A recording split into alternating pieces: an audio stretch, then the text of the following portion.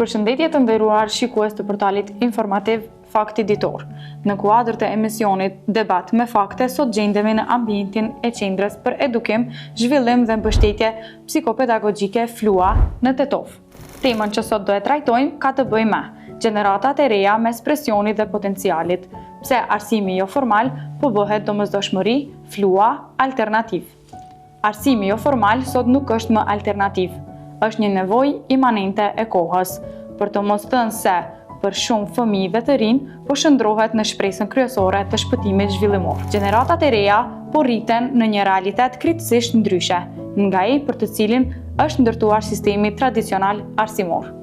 Ritmi i shpejtë i jetës, ekspozimi i hershëm ndaj teknologjisë, presioni akademik dhe mungesa e hapësirave të sigurta emocionale kanë krijuar një boshllëk të thellë mes nevojave reale të fëmijëve dhe asaj që u ofrohet. Nga kundvështrimi psikologjik dhe psikopedagogjik, arsimi jo formal ul ankthin dhe frikën nga gabimi. Nxit motivin e brendshëm, forcën dhe rregullimin emocional. Krijon ndjesi sigurie dhe përkatësie. Zhvillimi nuk ndodh vetëm përmes përmbajtjes mësimore, po përmes përjetimit, marrëdhënies dhe ambientit. Sepse edukimi nuk është vetëm për dije, është për njeriun që po rritet. Me ne sot në bashkëbisedim është Emrana Amiti, koordinatore e programeve psikozhvillimore. Përshëndetje nderuar. Përshëndetje. Pse lindi nevoja për krijimin e FLUA-s dhe çfarë boshllëku po plotson ajo sot? Po në përgjithësi, arsimi jo formal është një hapësirë ku fëmijët ndjehen më të lirë, më të zhvilluar edhe më rehatshëm shprehen në ato që në talentet e tyre. Edhe ka shumë mundësi që FLUA t'i plotësoj boshllëqet siç janë mësimi nëpërmes lojës, vëmendja individuale dhe dëgjimi aktiv. Si e shihni ju arsimin jo formal nga përvoja konkrete që keni në FLUA? Po arsimi jo formal është nevojë reale sot për nxënësit, për arsye se nxënësit, fëmijët në përgjithësi kanë një aktivitet, kanë një orar më të ngjeshur, edhe ju mungon vetbesimi. Këto nuk mund të arrihen vetëm në arsimin formal, mirë po me ndihmën e arsimit jo formal, këto sfida te kalohen përgjithsisht. Cilat janë sfidat më të shpeshta me të cilat vinë fëmijët në FLUA? Po siç thash, ju mungon socializimi e para, pastaj ju mungon vetbesimi, ju mungon edhe mësimi nëpërmes lojës, që është një metodë që me të vërtet krejt fëmijët e pëlqejnë, edhe dëgjimi aktiv. Përgjithsisht ju mungon edhe zhvillimi psikologjik. Cilat janë grup mosha apo klasa kërkojnë më së shumti mbështetje psikozhvillimore në FLUA? Mund të themi se mund t'i ndajmë ose t'i klasifikojmë klasat, se cilët klasa kanë më tepër nevojë për arsim jo formal, mirë po më të theksuar ndjehen klasat e para edhe klasat e pesta. Për arsye se në klasën e parë, fëmijët për të parën herë ndeshen me libër, ndeshen me arsimtar, edhe pse jo edhe me socializim. Kanë nevojë më tepër për arsim jo formal, kanë nevojë më tepër për mbështetje. Klasët e pesta, gjithashtu, për arsye se ato prej një klase më të ulët shkojnë në një klasë më të lartë, ndeshen me më tepër profesor, me më tepër lëndë mësimore, dhe gjithashtu klasët e pesta kanë nevojë më tepër për arsim jo formal. Për shtyrje, për orientim.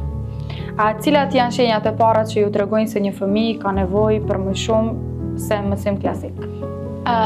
Po nëse fëmija, pavarësisht përpjekjeve që ne japim mundësi që ai të zhvillohet, ai përsëri ndjehet paksa inferior, nuk tregon atë që e mëson, ndjehet i nguruar në një fjalë, edhe atëherë ne e shohim se ai ka më tepër nevojë për mbështetje emocionale se sa për mbështetje pedagogjike.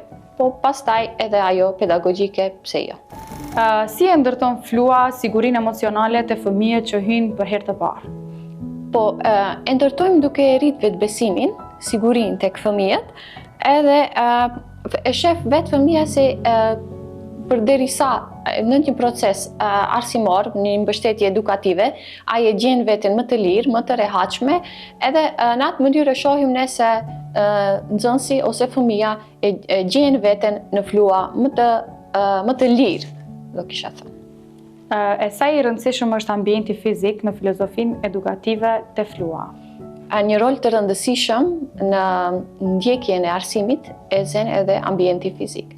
Për arsye se në qoftë se një fëmijë është më i vogël edhe e tërheq ambienti, pavarësisht ndonjëherë ai ka dëshirë, i lën mbresa ambienti që ai të kthehet përsëri në një klasë. Klasat e FLUA-s nuk janë klasa tradicionale. Mirë po, ne kemi menduar që klasat jenë më tepër drita, më tepër ngjyra, që t'jenë edhe më tërheqëse për krejt nxënësit në përgjithësi.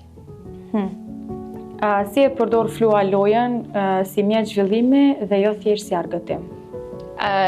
Loja në FLUA është pjesë e pandashme e procesit arsimor, për arsye se në qoftë se në momente shohim ne se nxënësit janë pak më të lodhur nga arsimi siç është në përkrejt arsimin formal, ne kthehemi në një metodë tjetër, në një mënyrë tjetër që e bëjmë një lojë, mirë po nuk ka të bëj ajo lojë që është lojë e zakonshme, e bëjmë një lojë, një mënyrë, një metodë të mësimit, edhe atë e bëjmë nëpërmjet lojës.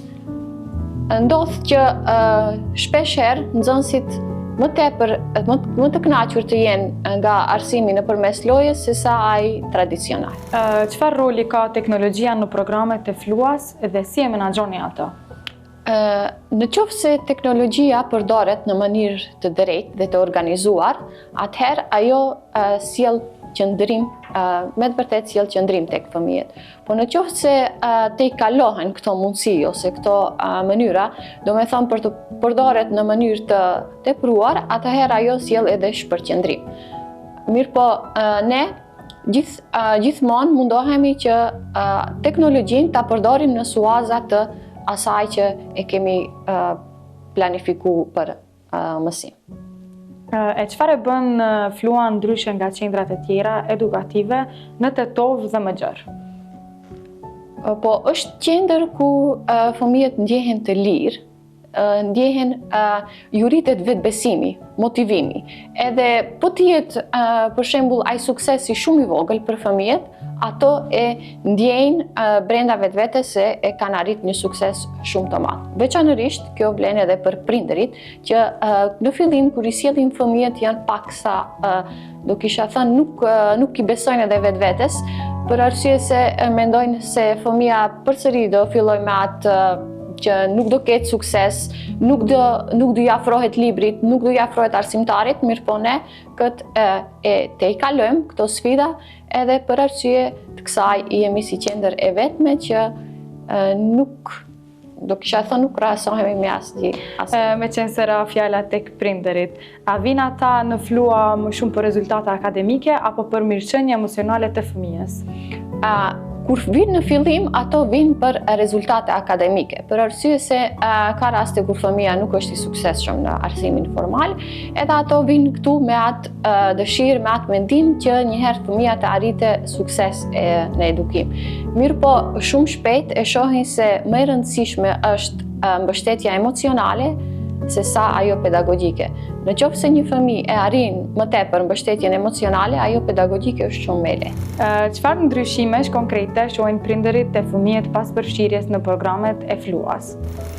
Vlerësimi më i shpesht lidhet me atë që prindërit e shohin tek fëmijët, se fëmijët kanë dëshirë të kthehen përsëri në FLUA, të vinë në ambientet tona dhe të ndjekin mësimin. Ato shohin zhvillim përveç se pedagogjik edhe social edhe psikologjik.